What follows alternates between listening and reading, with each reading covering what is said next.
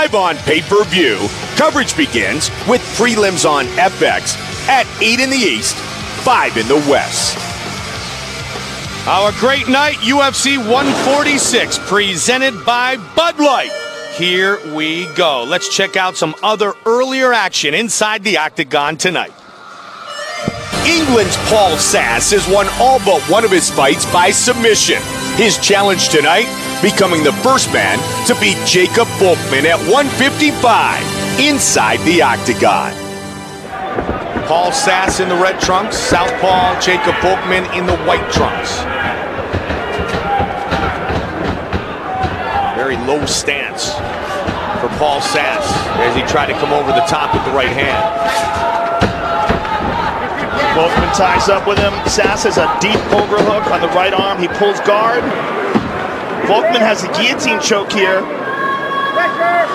Volkmann would love to get a finish. He's been working his submission game very intensely. He has a one-arm guillotine controlling the chin of Paul Sass, but as he's doing so, Sass is trying to move up and advance his legs. He gets the right knee in between him and Volkmann, and he's created space. You see how he lifted his head up. He created space with that one-arm guillotine, so he should be out of danger, and he is. Now Sass has a very strong overhook, and you see as he wraps up the right arm and pulls down with his legs, changes it to an omoplata shoulder lock, and good job transitioning out of that by Jacob Volkmann. Doesn't surprise me at all that Sass is happy to fight on his back against Jacob Volkmann. And it doesn't surprise me at all that Volkmann's willing to engage him. Yep. Volkmann very technical, both as a wrestler and as a submission fighter. And, you know, for the longest time, he didn't cut any weight and was very successful competing against much larger guys because of his technical skill. Now, as you see here, Volkmann's got to be careful of that left arm. When he wraps his arms around and pins his arms down like that, he puts himself in jeopardy with the long legs of Paul Sass when Sass throws up triangles and arm bars, and he's going to attack that shoulder again. There it is. There's the triangle. Locked up. Can he finish it right here? It is all over. Just like that. Paul Sass, the submission machine. You cannot let your arms go to the mat with Paul Sass. When he has that overhook and he has your arm pinned to the mat like that, it just opens up the door for him to attack. His triangle is just too good. Let's see it again. Note the right arm. See, that arm is on the mat. And when that arm is on the mat, he's in trouble. He traps it with his leg rather, slaps that triangle on, and then attacks that arm with an arm bar and a triangle at the same time. Volkmann was in deep, deep trouble, knew he had to tap. And it all started out with that overlook where Volkmann had that left arm trapped to the mat. With a guy like Paul Sass, you have to keep your hands on his chest at all times. You can never let a hand go to the mat and let him wrap a leg around it. Brilliant, brilliant job by Paul Sass. Everyone knows what he's going to do, and he can still do it. Armbar, yeah, triangle armbar. Outstanding armbar finish. He had the triangle, as Joe mentioned, as well. Paul Sass, 3-0 with another submission finish in the octagon. With the official decision, here's Bruce Buffer. Ladies and gentlemen, referee Herb Deans called a stop to this contest at 1 minute, 54 seconds of the very first round. Declaring the winner by tap out due to a submission from a triangle armbar, Paul Sass. All 3 wins coming in the first round, all by submission. All right, I'm here with the winner, Paul Sass. Paul, you need to put out an instructional on how you get triangles, because how many do you have now in your victories? 9, I think. I think it's more than that. Yeah, I don't know. Look, it's quite a few, and it's amazing that you're able to pull these triangles off when guys know that it's your #1 move. What do you attribute that success to? I don't know. I just practicing them all the time, and they just came natural to me. So I don't know. Well, let's take a look at it and talk us through it. He had his left arm pinned to the mat, and that's when you attacked with your legs and trapped that arm in place and locked that triangle. I mean, it's just brilliant stuff here. I trapped the arm, and I just tried to sneak my leg through, and then he moved his arm out the way, and then that's when I... Listen, Paul, congratulations on another amazing, impressive technical victory. Can't wait to see you again. Paul Sass, ladies and gentlemen. Soft spoken once again in victory. Just 23 years old, Paul Sass, which we talked about before, the triangle specialist, wins with a submission triangle armbar finish. His 9th total win by triangle, his 11th first round win, and he is 13-0.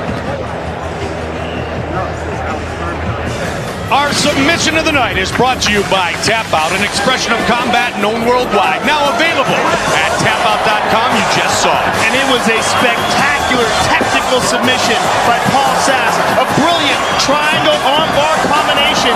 9 wins by triangle by this young man. Really impressive stuff. Speaking of fine submissions, an early one from Stefan Struve on the pay-per-view. A nice win for Stipe Miocic. And a huge statement by Big Country. Yeah, Big Country with a brilliantly timed, huge right hand. And, I mean, Big Country just has such incredible timing and incredible accuracy with that one big punch. And he used it to knock Pee Wee Herman out cold. Let's take a look at it again. Roy Big Country Nelson just knows how to put knuckles to your face, ladies and gentlemen. Look at this. Whoa! I mean, that is just brilliant timing and brilliant accuracy by Big Country. He just knows how to deliver that haymaker. Big Country, the winner by knockout here tonight. 4 wins in the UFC, 4 knockout wins in the UFC. Big Country will celebrate tonight, and he has made the statement that he hoped he would, and that is that he should get a chance sometime soon at the upper echelon of the UFC's heavyweight division. And it's funny, Larry Fitzgerald, the Arizona Cardinals all-pro receiver, said, how do you think he'd match up with Cain Velasquez? So that's a good question. I know one thing for sure, though. Cain Velasquez was on top of his game tonight. He looked absolutely spectacular. I mean, just really quick. His movement was excellent. He capitalized on the one opening that Bigfoot gave him to catch the leg, took him down instantly, and just mauled him. Absolutely mauled Bigfoot. Never gave him a chance to breathe.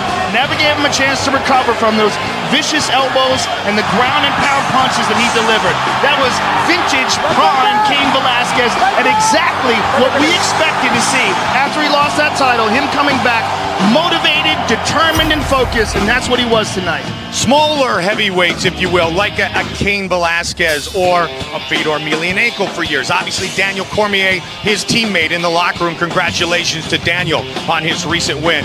They have had good success when they're men like Cain Velasquez using the speed advantage, using the explosion advantage against bigger opponents like Brock Lesnar and Bigfoot. Yeah, there's an interesting debate on size of heavyweights. They believe that a lot of people believe that there's a point of diminishing returns. And they think that that's around 230, 240 pounds. And every time you get bigger than that, 250, 260, that what you're dealing with is just too much mass and that it doesn't pay dividends in a 5-round fight. And that's what you got to really consider, the fact that a guy has to carry around 265 pounds for 5 rounds while this 30-pound guy has punched him in the face. It's really interesting to see. We saw Frank Mir drop down in weight in the past. We saw him now much larger at 260 pounds tonight and did not have good success against Junior Dos Santos. And Frank Mir is the perfect example of what you just talked about, because he packed on 20 pounds of muscle for his fights against Congo and Brock Lesnar, and he was the bigger man tonight, but it didn't make a difference against the champion. Well, Junior Dos Santos' footwork, his ability to move,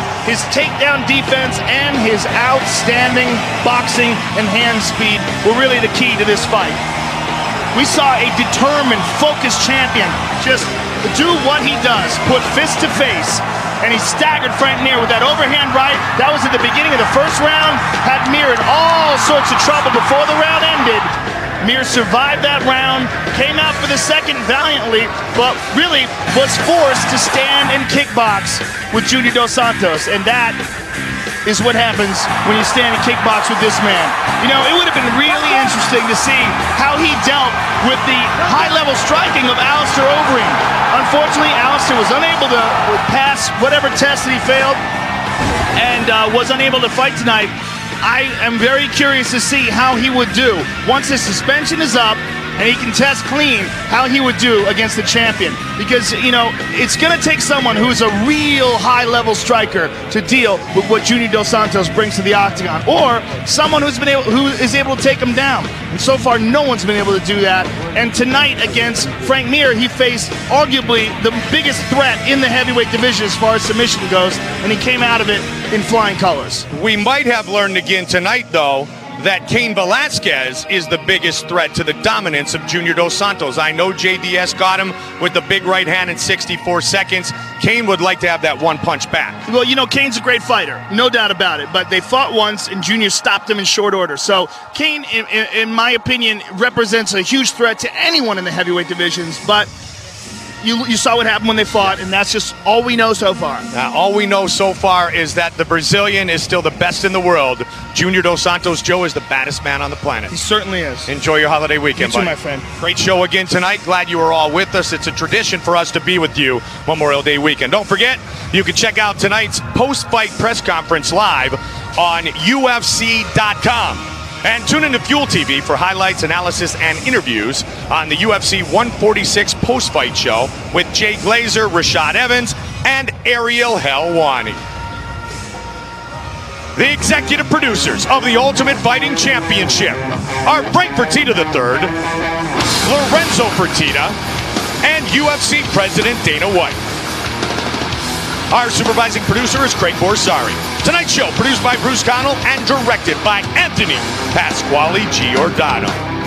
They loved the big hitters tonight, and we had perhaps the fastest pay-per-view in UFC history with the heavyweights trading strikes. And Stipe Miocic with a big win over Shane Del Rosario. Then it was time for the big man known as Big Country, and what big punch into the night of Dave Herman. Big Country with a sport UFC win. Antonio Bigfoot Silva has waited a long time to enter the octagon. His challenge, the former champion, Cain Velasquez, and the All-American from Arizona State, was dominant as he finished Bigfoot quickly and viciously. And finally, it was time for our main event of the evening, as Junior Dos Santos looked to defend his belt for the very first time against Frank Mir. And once again, JDS showcases the best hands in the heavyweight division today. And he finishes Mir and goes home once again with the belt. For my partner Joe Rogan, Mike Goldberg saying so long until next time. We see you right back here inside the octagon.